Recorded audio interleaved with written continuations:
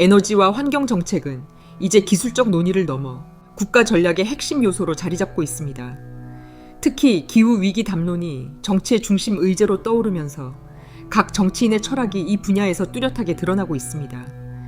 최근 대선 및 주요 정책 토론에서 이준석, 이재명, 김문수 세 인물의 입장은 서로 상반된 방향을 지향하고 있습니다. 우선 이준석 후보는 정치는 감정이 아니라 이성이라는 원칙을 강조하며 비과학적 환경주의와 과도한 정치적 올바름에 대해 경계심을 드러냈습니다.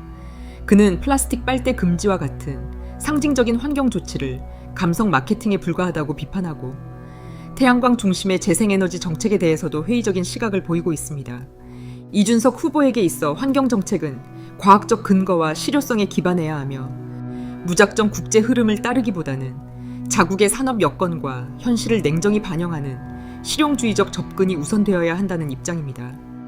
반면 이재명 후보는 전 세계적인 기후 위기를 정치적 윤리적 과제로 받아들이며 재생에너지 확대를 적극적으로 추진해야 한다는 입장을 보이고 있습니다. 그는 풍력과 태양광 중심의 에너지 전환을 주장하며 특히 전라남도와 서해안 지역에 대규모 풍력 단지를 설치하고 농어촌 지역에도 재생에너지 인프라를 확충하겠다고 밝혔습니다. 또한 데이터 센터의 전력 수요 역시 재생에너지로 충당하겠다는 구상을 내세우며 탈탄소 사회로의 전환을 한국의 미래 산업 전략으로 포지셔닝하고 있습니다. 그러나 최근 토론에서는 원자력에 대한 언급이 빠지면서 전력 수급의 안정성에 대한 우려는 여전히 남아있는 상황입니다. 한편 김문수 후보는 원자력 에너지를 중심축으로 한 에너지 전략을 강하게 주장하고 있습니다. 그는 소형 모듈 원자로의 개발을 확대하고 기존 원전을 복원하고 확충해야 한다는 입장을 고수하고 있으며 조력과 풍력 등은 보조적인 수단으로 한정해야 한다고 보고 있습니다. 김문수 후보는 이재명 후보의 재생에너지 중심 정책을 현실을 무시한 신념 정치로 규정하며 경제성과 기술적 안정성을 중시하는 에너지 현실론자로서의 면모를 분명히 드러내고 있습니다. 예상대로 지난 산불 피해 지역에 풍력 발전 단지들이 잇따라 들어서고 있습니다. 산불은 종종 넓은 지역을 빠르게 개간하는 효과를 가져오며 때로는 토지 이용 전환에 장애가 되었던 자연 환경을 정리하는 비공식 수단처럼 작용하기도 합니다.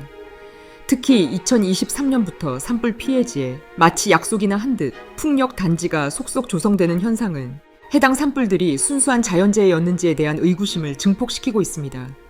그렇다면 이러한 일련의 흐름 속에서 산불의 배후에 누가 있는지를 짚어볼 필요가 있습니다. 현재 대선 후보들 가운데 전국 단위로 풍력 및 태양광 설비 확대를 강하게 추진하고 있는 인물은 단연 이재명 후보가 눈에 띕니다. 그의 에너지 정책은 재생에너지 전환을 가속화하려는 의도를 담고 있지만 동시에 산불 이후의 급속한 개발과 맞물리며 특정 산업계의 구조적인 이익을 안겨주는 방향으로 작용하고 있는 것은 아닌지 되돌아볼 필요가 있습니다.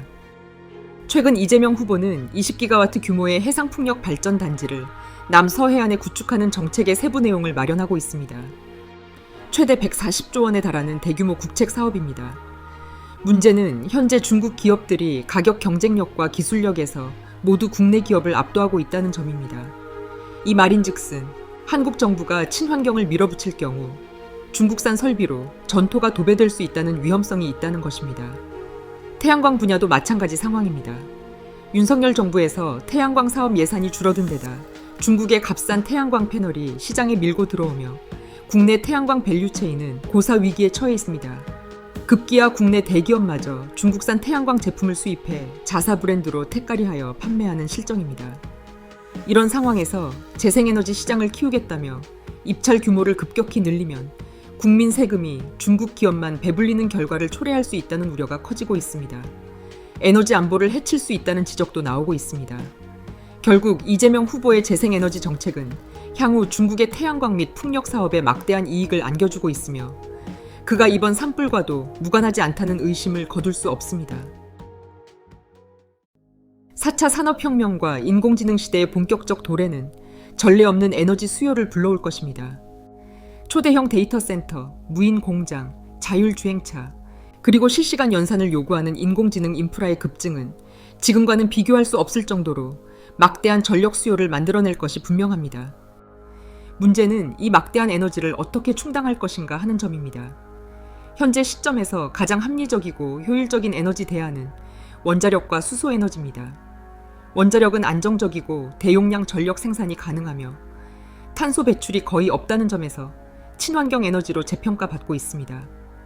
수소에너지 역시 발전 과정에서 탄소 배출이 거의 없어 미래형 청정에너지로 각광받고 있습니다. 전 세계가 주목하는 이 두 에너지원을 배제한 채 지속 가능한 전력 공급이 가능할지 의문입니다. 하지만 이재명 후보의 에너지 정책은 현실과 괴리되어 있습니다. 그는 재생에너지 확대를 강조하며 태양광과 풍력 중심의 정책을 주장하고 있습니다. 특히 서해안과 농어촌 지역에 대규모 풍력단지 설치를 추진하겠다는 구상을 발표했지만 정작 막대한 에너지 수요를 어떻게 충당할 것인가에 대한 구체적인 해답은 제시하지 못하고 있습니다. 풍력과 태양광은 자연 환경에 의존하는 한계가 분명하며 발전 효율 또한 낮습니다. 예를 들어 원전 몇 기 분량의 전력을 생산하려면 전국토를 뒤덮을 만큼의 풍력기를 설치해야 합니다. 환경을 보호한다는 명목 아래 산과 바다, 강에 무차별적으로 발전기를 세우는 일이야말로 역설적인 환경 파괴라 할 수 있겠습니다. 이재명 후보는 최근 토론에서 전 세계가 탈원전과 친환경으로 가고 있다라고 발언하였습니다. 그러나 이는 사실과 다릅니다. 트럼프 대통령 집권 이후 미국은 다시 화석연료와 원자력의 전략적 중요성을 강조하고 있습니다. 전력망 불안정과 에너지 안보 문제에 직면한 유럽 또한 원자력으로 회귀하는 조짐을 보이고 있습니다. 태양광과 풍력에 지나치게 의존하던 스페인, 포르투갈, 프랑스 등은 대규모 정전 사태를 경험하며 정책 방향을 수정하고 있습니다. 이재명 후보의 탈원전 재생에너지 정책은 이상적인 구호에 그칠 뿐 에너지 수급 현실을 반영하지 못하고 있습니다. 이러한 정책이 지속된다면 한국은 전력 부족과 요금 인상, 산업 경쟁력 약화라는 삼중고에 직면할 것입니다. 더 나아가 그는 필요할 경우 중국에서 에너지를 수입해야 한다는 주장도 할 수 있습니다. 이는 에너지 주권을 외국에 내맡기겠다는 것과 다름없습니다. 결국 선택은 분명합니다. 감성과 이미지, 그리고 국제 여론에 기댄 환경주의가 아니라 국가 생존을 위한 현실적 에너지 전략이 필요합니다.